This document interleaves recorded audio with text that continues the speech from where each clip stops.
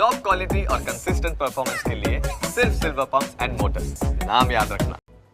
ખેડાના વસોમાં સનાતની મેળો યોજાયો। આ દેશમાં હિન્દુ સંસ્કૃતિને નાશ કરવાના ષડયંત્રો સામે જાગૃતિ આવી છે તેવું અવિચલ દાસજીએ કહ્યું છે। હિન્દુ સંસ્કૃતિના સુરક્ષા માટે આવા સનાતની મેળાનું આયોજન થાય છે તે જરૂરી છે તેવું પણ તેમણે જણાવ્યું।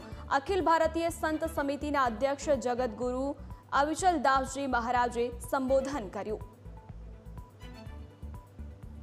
અગાઉ હિન્દુઓની વસ્તી હતી અને હવે જ્યાં ધર્મીઓની વસ્તી છે તેવા વિસ્તારોમાંથી હિન્દુઓના મંદિરોને મુક્ત કરવા માટેની માંગ કરી છે। ગુજરાત સરકાર આ પ્રકારે કામગીરી કરે તેવું સૂચન કર્યું। અમદાવાદ અને અન્ય શહેરોમાં જ્યાં હિન્દુઓની વસ્તી ઘટી રહી છે તેવા વિસ્તારોમાં અગાઉ જે મંદિરો હતા તેની સરકારે શોધ કરવી જોઈએ અને આવા મંદિરોને મુક્ત કરવા જોઈએ તેવું અવિચલ દાસજી મહારાજે જણાવ્યું। જે સનાતની મેળાનું આયોજન કર્યું છે, મુખ્ય ઉદ્દેશ તો હિન્દુ સમાજને જાગૃત કરવાનો।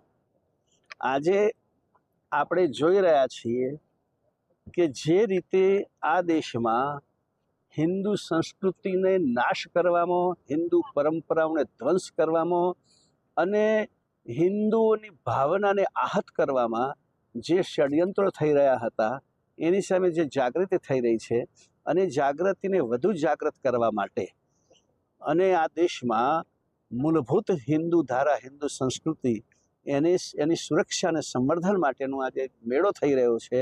એ મેળાના આયોજનમાં ખાસ ઉદ્દેશ સમાજને જાગૃત કરવાનો છે।